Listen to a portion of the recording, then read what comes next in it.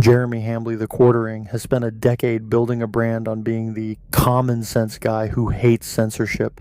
But in April 2026, the mask hasn't just slipped, it's been vaporized.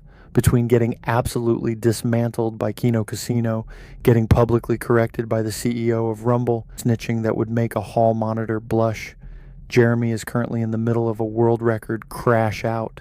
He went from the guy who reports the drama to the internet's favorite lolcow. Today we're looking at the total collapse of the basement empire. It's a cardinal rule of the internet.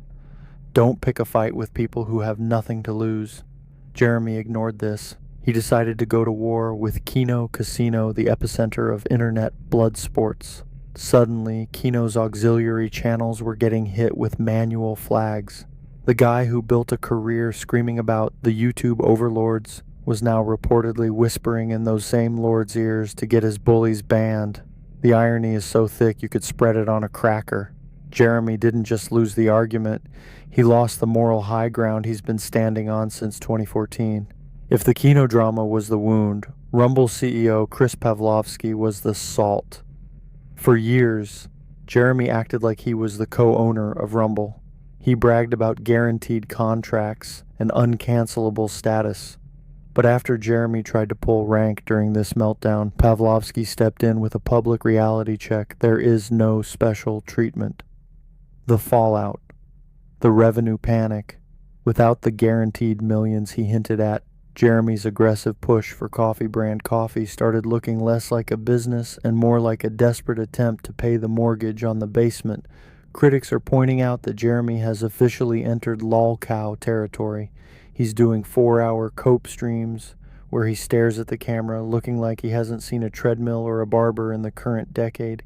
He's alienated his allies, Nerdrotic, D-Day Cobra, and the rest of the fandom menace have largely gone quiet or distanced themselves. When you're too radioactive for the people who literally complain about Star Wars for a living, you know you've messed up.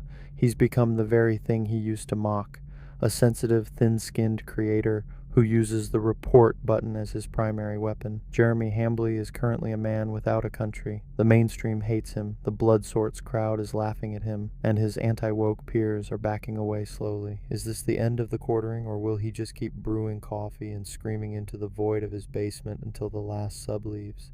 Let me When Johnny comes marching home again, hurrah, hurrah, and we'll give him a hearty welcome then, hurrah, hurrah. The men will cheer and the boys will shout, the ladies they will all turn out, and we'll all feel glad when Johnny comes marching home. The old church bells will peal with joy.